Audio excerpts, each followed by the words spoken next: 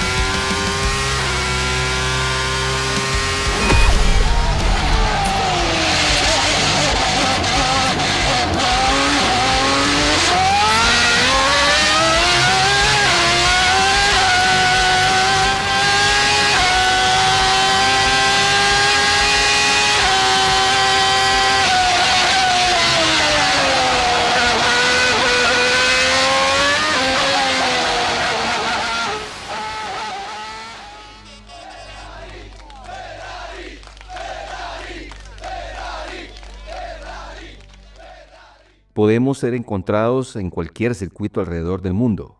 Un ejército de seguidores agrupados alrededor de una bandera, que en el centro tiene un caballo negro. Nosotros somos los tifosi. No todos somos italianos, pero siempre mostramos ese amor eterno, devoción y pasión, en los buenos y en los malos momentos. Solo hay un equipo en el mundo que puede inspirar de esta forma: la escudería Ferrari. Alpha 3 rounds, AT delay in effect, 3 guns. Bravo, 2 rounds, 2 guns, smoke on deck. SEAD, CAS TOT 16. Target number, Hotel November 5209, request splash out. Shot over. Splash out. Record his target, deemed of mission. Target suppressed out.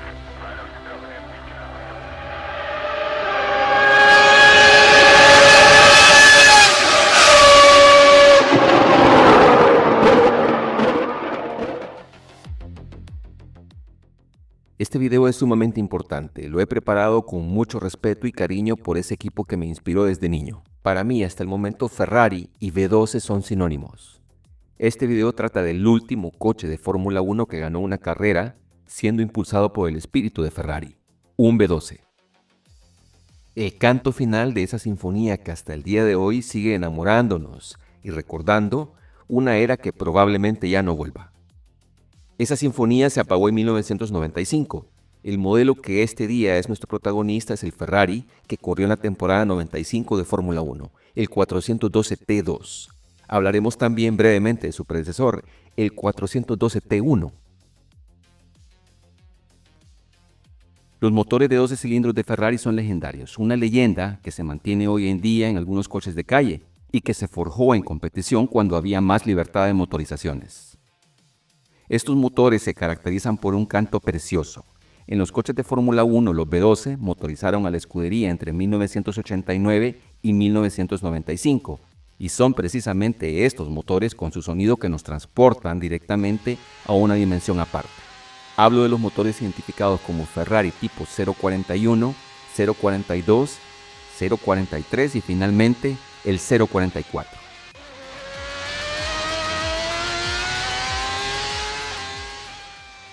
El predecesor de nuestro protagonista fue el Ferrari de 1994. Este coche era conocido como el 412 T1, y este fue un concepto que se alejó de la noción de inicios de los 90, de conceptos radicales como el Ferrari F92 o el F93. El 412 T1 fue una creación de John Barnard y sentaba las bases para el 412 T2, que se supone sería el punto medio en un plazo de 3 años, donde el coche del 94 sería la base. El del 95, nuestro protagonista, sería un punto medio, y luego el coche de 1996 podría pelear por el campeonato. Esta última etapa implicaba cambiar de V12 a V10. El coche del 94 era propulsado por el bloque de Ferrari denominado tipo 041, un V12 a 65 grados. Este desarrollaba cerca de 775 caballos de fuerza a unas 15.800 revoluciones. Este motor fue derivado del bloque que impulsaba el coche del 93 y debido a los eventos en los que mostró fragilidad arriba de las 15.000 revoluciones en ese año se hicieron una serie de modificaciones. equipándolo con un árbol de levas de 7 apoyos. La consecuencia, como hablamos, el V12 se estaba volviendo cada vez más pesado en comparación con los V8 y los V10, especialmente si los comparamos con el rendimiento que los V10 generaban. El sucesor de este motor fue estrenado en Alemania, donde Gerhard Berger aplastó a la competencia. Este bloque se llamó el Tipo 043, a 75 grados. Durante el 94, Ferrari hizo su lucha, siguieron mejorando el 412 T1. En esta etapa se optó por una caja de velocidades construida en molibdeno al cromo. Esto dio como resultado una caja más pequeña, ligera y rígida. Incluso desarrollaron un sistema que fue probado en el Gran Premio de Aida, un limitador variable de revoluciones, pero la FIA lo prohibió. Indicaban que era básicamente un control de tracción. En Monza, el 412 T1 arrancó en la pole con Alesi y segundo con Gerhard Berger. El coche se retiró con un embrague dañado, y es que ese día hubo un accidente y hubo que repetir la arrancada.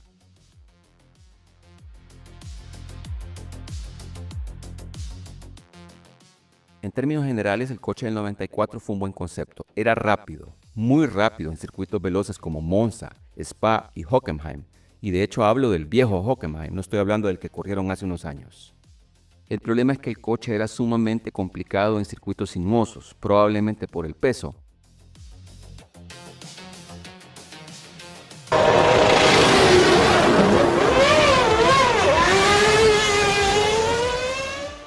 En el 95 se seguía sufriendo una época de cambios en Ferrari.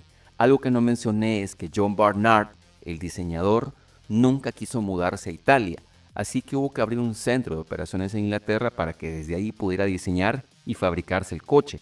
Esa época, entiendo, fue complicado porque había que lidiar con los tiempos y la logística que esto implicaba, al tener 2 operaciones en 2 países diferentes.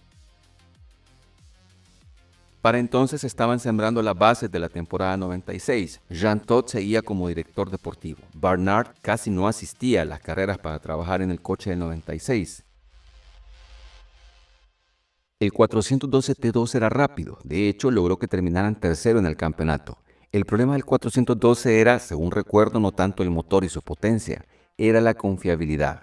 Ese año Ferrari terminó tercero en el campeonato con 73 puntos, comparado con los 137 y 112 de Benetton y Williams. Berger tuvo 7 retiros, uno de ellos arrancando en la pole en Bélgica. Hope that everybody else behind him is okay. The race is about to start now. Alesi tuvo 8 retiros, 3 de ellos en posiciones en que pudo ganar la carrera. Los momentos más crueles de la temporada fue en Monza, cuando Alesi iba liderando y a 8 vueltas del final un rodamiento falló. Berger se retiró cuando iba segundo, cuando al coche de Alesi se le cayó la cámara de televisión y le destrozó la suspensión a su compañero. El otro evento cruel de la temporada fue en Suzuka. Alesi, que había clasificado segundo en la lluvia, era el único que iba alcanzando al Benetton de Schumacher hasta que el diferencial falló.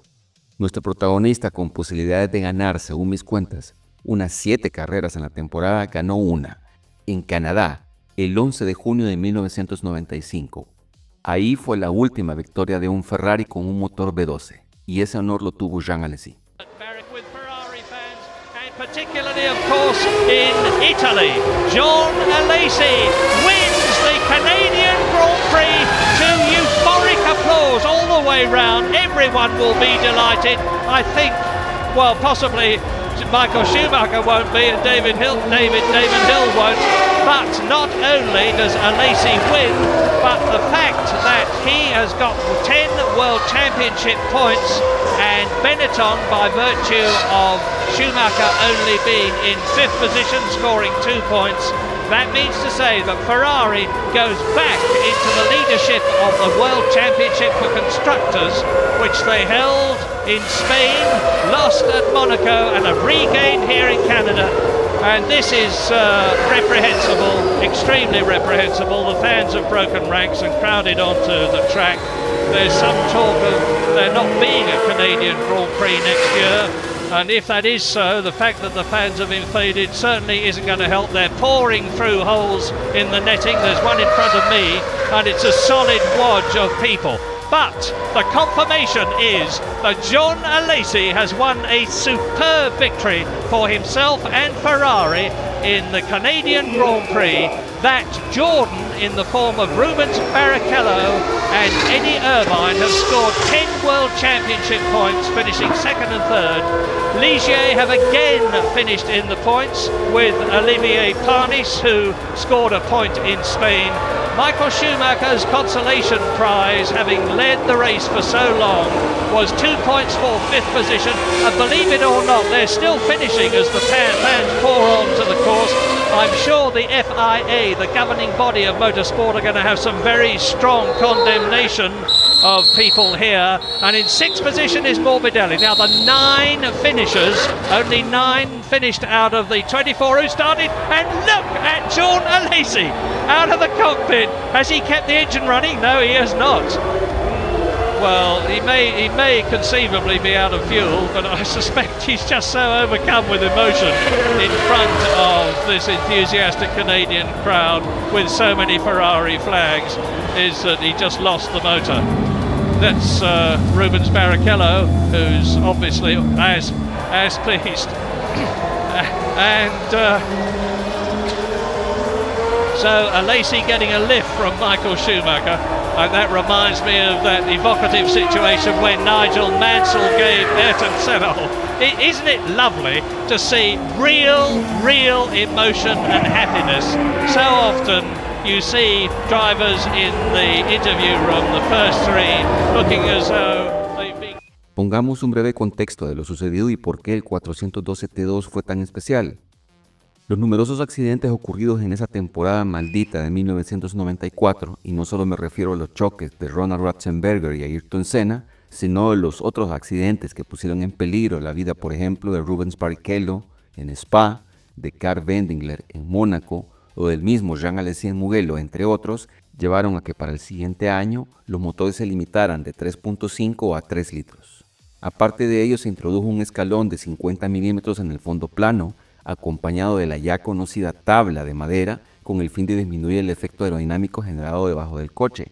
Esta plancha no debía de desgastarse más de una medida establecida luego de concluir la carrera.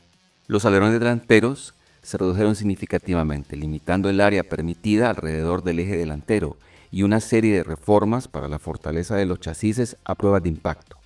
Con la llegada de esta normativa de 3 litros en 1995, algo cambió profundamente en la Fórmula 1, y es que el V12 de Ferrari, glorioso y potente, comenzaba a encontrarse fuera de su zona ideal.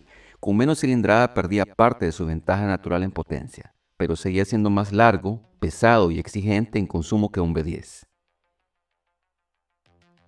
En una Fórmula 1 cada vez más obsesionada con la eficiencia aerodinámica, la distribución de pesos y la compactación de chasis, el V10 ofrecía un equilibrio casi perfecto, más ligero, más corto y mejor adaptado a esta era. Ferrari ya lo sabía.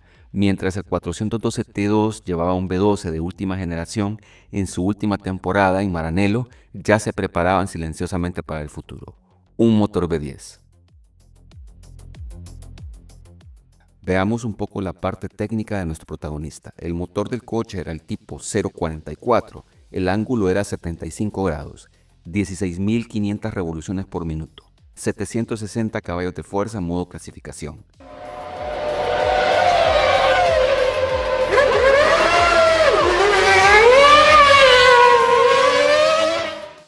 Instalaron rodamientos más pequeños en el árbol de levas de 7 apoyos para tratar de reducir el peso que había ganado el motor de la generación anterior.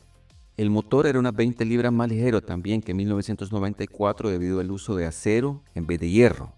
La capacidad del tanque se redujo a 125 litros y como consecuencia el motor pudo montarse más adelante para mejorar el reparto de pesos. Los escapes se insertaron inicialmente a través del difusor trasero, pero esto cambió a mitad de la temporada. La caja de cambios era de 6 marchas y volvió a montarse en el bloque sentido transversal. Esta caja era firmada por Ferrari. Este coche era de los pocos que aún ocupaban nariz baja, no como los Benetton y los Williams que tenían ese año nariz alta. Bujías Champion, gestión de combustible Magneti Marelli. El clutch era marca Daikin.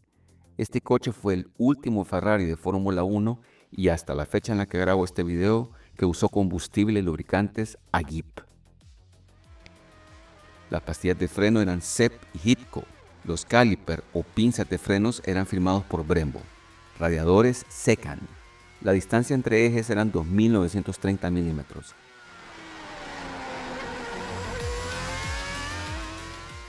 Los nuevos reglamentos obligaron a los ingenieros a buscar estabilidad mecánica a través de una puesta a punto más refinada con los amortiguadores. Estos serán firmados por Ferrari.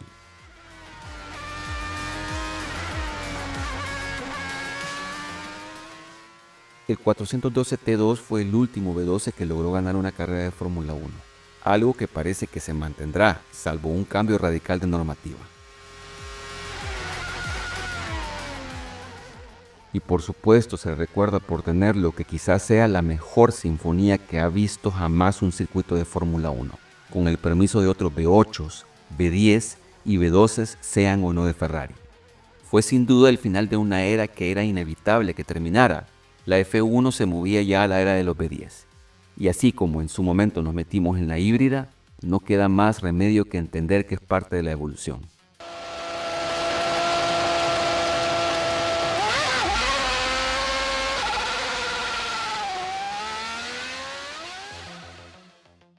Aunque no fue un campeón, el Ferrari 412 T2 quedó grabado en la historia como ese último gran V12, y con él se cerró una etapa.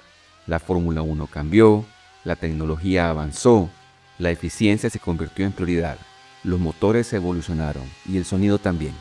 Era inevitable, pero hubo un tiempo en que 12 cilindros representaban la esencia misma de la Fórmula 1, un tiempo de rojo escarlata, de combustible Agip, de mecánica visceral y de un canto que definió a un deporte.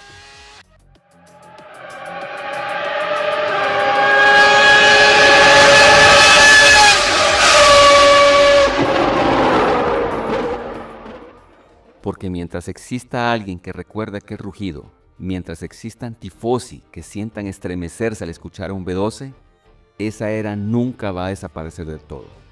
Gracias, Commendatore. El último canto aún resuena. Gracias.